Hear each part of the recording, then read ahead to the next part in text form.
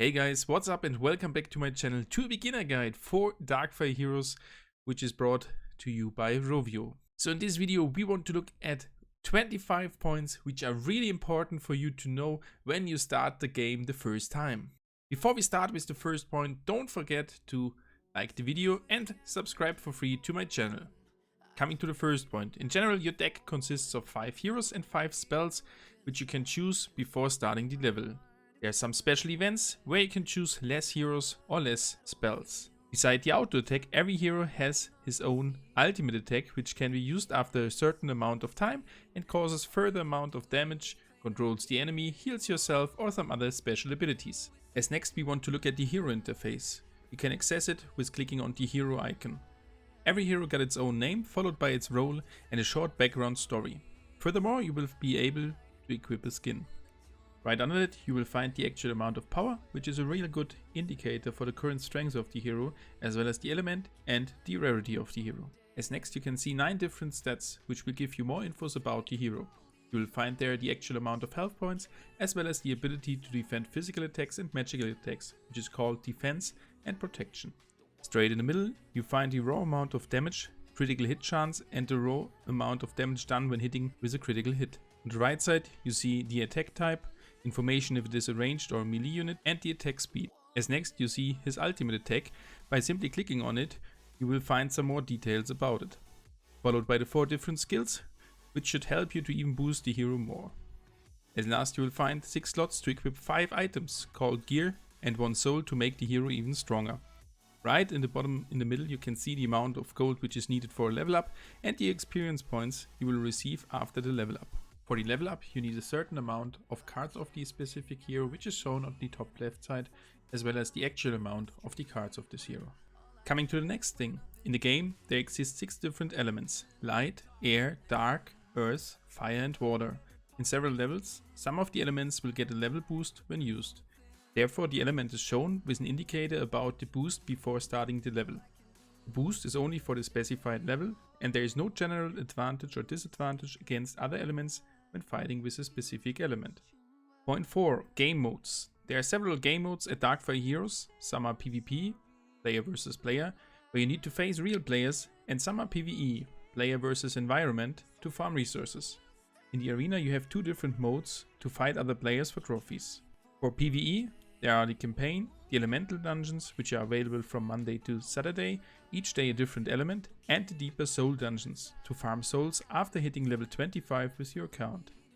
Furthermore, there are several PvE modes at the huge monthly events where you need to face strong bosses or waves of enemies. The next point, core team. There are 4 different roles for the heroes: tank, support, healer and damage dealer. Your core team for the most PvE modes consists typically of 1 tank, 1 support, 1 healer and 2 damage dealers. In the arena the damage output is really important, that's why you need to focus more on the damage dealers. Coming to point 6, resources. At Darkfire Heroes there are many resources with 3 different rarities: common, rare and epic, such as the cards for heroes and spells which are needed for their level ups, essences for leveling up your skills, and shards which are used to level up your gear. Brand new, there are souls with different tiers for boosting a single hero for a certain amount of time. Furthermore, there are special stones for reviving when getting completely killed in PvE, and energy stones to recover energy with your current maximum amount of energy. And at last there are keys to open key chests, and the gold to level up your heroes and spells, and gems to buy stuff in the shop. 7. Leveling. As mentioned, you can level up heroes and spells. Don't level up every hero or spell just to do it. Focus to a core team, otherwise you will have a lack of resources and it will get harder to compete for you. A beginner core team can be Liers, Yera, Otto, Nienna, Jose, Lorenzo and Ahul, as they are quite easy to obtain and will help you a lot to climb in the arena. Spells can be Sludge, Golems or Mykonid, Freeze, Death, Protection and the healing spell or the aid spell. 8. Account level up. With upgrading heroes and spells you will receive experience points. After receiving a level specific amount of experience points, your account level will increase. Be careful, it gives you full energy and the energy amount increases till a maximum of 25. So be careful that your energy is set to 0 before leveling up your account. And furthermore, don't use energy stones before you reach your max cap of 25 energy. Point 9. Gear. There are 3 different types of gear. Attack, defense and magical gear with 3 different rarities. Each rarity defines if the max level is 3, 4 or 5. The power of each gear increases with the level and the rarity. Coming to the next point, salvaging. Every gear can be upgraded in its level with shards. You can salvage gear to get even more shards to level up the best items. You can increase the amount of each shard you will receive from salvaging the gear with a level up before, so don't salvage gear which is not leveled up. And there's sometimes the salvage day where you receive the double amount of shards for salvaging, so it is a nice idea to store up some gear for this specific day. In the next points we want to look where you can farm resources. First, the campaign. The campaign is an easy way to farm chests with cards and gold inside of it. There are 3 different difficulties: normal, hard and expert. You can redo levels to have a chance to get some things.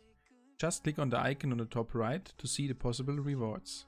Don't rush the campaign, better save the campaign for Sundays where you cannot use your energy for elemental dungeons, and there is often on Sundays a campaign day where you receive additional resources for completing campaign levels the first time. 12. Elemental Dungeon. Every day there is a different element part of the elemental dungeon. Starting on Monday with light, continuing with water, air, fire, dark, and ending Saturdays with earth. You shall do the elemental dungeon whenever it is possible, as the level up of skills with these essences is really important. At the energy cap of 25, it is a great way to spend gems for farming essences to upgrade the hero skills. Number 13. Expeditions. Expeditions are one of the easiest ways to farm resources at Darkfire Heroes. There are several different chests available with different resources inside as a reward for the expedition. You can start an expedition with just clicking on the desired expedition. The times are 2 hours, 4 hours or 8 hours. It is a perfect way to farm at least something overnight or when you are not that active. There is a special event called Expedition Rush where the times are shortened. You can do even more expeditions in one day, and often there is a leaderboard with additional rewards waiting for you. The next point is about quests. This is another easy method to get additional resources at Darkfire Heroes with just playing the game. There are daily and weekly quests with different goals, and you can even get a free golden chest by completing all weekly quests.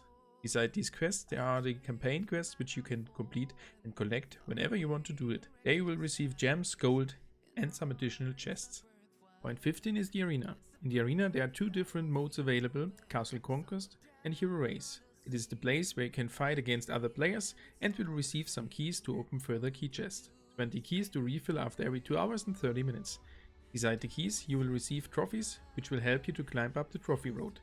The trophy road itself will end at a maximum of 4000 trophies, and you will receive a total amount of 80 rewards inclusive some free gold chests. The trophy road will reset with all players' trophies at a specified time. New rewards will be available after a reset, so don't forget to push the trophy road as high as possible. At the beginning you should focus on one of the 2 modes. I have focused on Hero Race because the heroes for that mode are quite easy to get. Point 16. Day-based smaller events. There are often day-based events, which are a nice way to get some additional resources where you have to do nothing more than just playing. The most single day events are easy for new players. In the monthly event calendar you will find some information about all upcoming events and can prepare yourself the best for these events. Beside that, there will be a single day event every day in the first week after starting the game to give you a good boost at the start. The next point is event leaderboard. For every event there will be a leaderboard or a totalizer. The totalizer is a way to get further rewards after completing a step in the totalizer. The leaderboards can be a solo bracket leaderboard where you need to face many players of your own bracket, a clan bracket where every player of a clan collects points for the clan and the clans are listed, or the solo 20 player leaderboard. Each leaderboard has its own rewards, from cards over chests to special frames. Coming to number 18. Beside these events there are bigger weekend based events, so far 2 times a month, where you have several modes to fight to receive rewards and an event currency and other things. Event currency is really helpful and you can exchange it to insane hero spells or even epic gear. And don't forget to collect the reward for the daily event quests. Clans. Group up with different other players to a clan to collect the weekly free chest, to participate in clan events or to just get a lot of help from the other clan members. Point 20. Level groups. Depending on your account level, you will be put in one of 3 different player level categories. Level 1 to 15 is the beginner group, level 16 to 25 is the advanced group, and all the levels above 25, starting with 26, is the expert group. The higher your player level and your category is, the higher the opponent players in the huge event leaderboards will be. And try to stay as long as possible in your group to have an easier way at these big events. Next point is about the Messagebox. There you will receive event rewards which you can save if you don't need them for 100%. For now you can store them up for an infinite amount of time, and they can be collected on special events to boost, for example, the amount of gold. Bonuses for special clan member purchases in the shop are there only available for a certain amount of time, so don't forget to collect them in time. 22. Loadouts. There are up to 8 different loadouts for your heroes and spells which can be saved for different modes. This is an easy way to save time because the gear of the heroes is saved at their position with the hero itself. They can be found in every menu where you set up your team. The third last point, where to spend your gems. Gems is the in-game currency and you will receive a good amount for different tasks. Whether a free-to-play or a pay-to-win player, you shall spend them on energy stones at the daily deal, legendary, epic or heroic chests, depending on your needs. With the cheaper chests, you will receive a higher amount of common and rare cards, while the quality of things you will receive increases with the expensive chests. It is a quantity versus quality decision on your game point to decide which chest to buy. The second last point. There are some hidden buffs for your team called Synergies. They are activated by combining at least 2 specific heroes in your team. Some are available with your ultimate attack and some are available when learning a new skill. Besides that, some heroes have a leader ability, while only one leader ability can be activated in your team.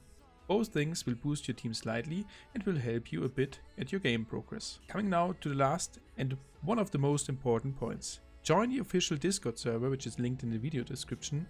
There you will find different categories where you can interact with a great community and will receive a lot of help. Furthermore, you have the chance to give feedback to the developers and share your player experience. That's it with this guide about Darkfire Heroes. I hope you all have enjoyed the guide and it will help you to get better at Darkfire Heroes. Don't forget to share this guide with your friends so that they will find an easy way into this awesome game. If you liked the guide, just thumb up to the video and subscribe for free to my channel.